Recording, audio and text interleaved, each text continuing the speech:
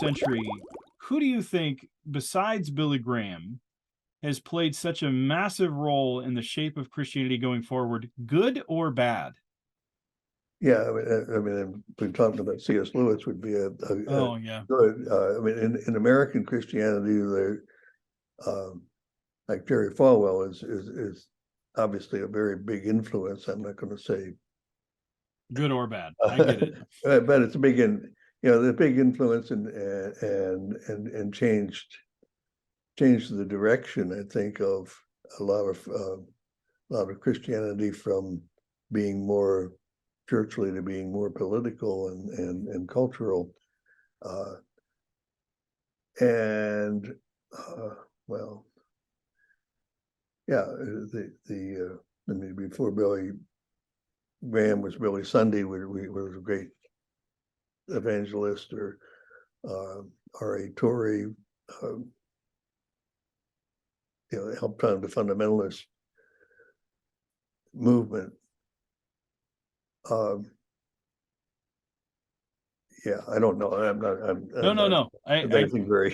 That very was just an aside. Again, that's just an aside. Probably won't make that one to the Okay, good. to the publication there.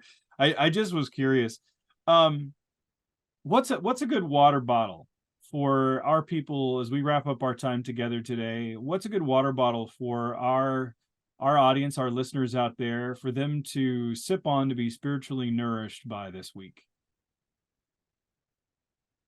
Well, to get back to the core of Edwards, that the idea that the very reason God created the universe is to reveal the love of Christ, and I've put it as the universe is a product of the Big Bang of God's love. If you think of that as at the center all reality, and in some way radiating in reality, and even though it's obscured by sin and darkness and all sorts of other things that for whatever reasons God has permitted, nonetheless the revelation of Christ who suffered to share our pains and to forgive our sins and bring salvation, that's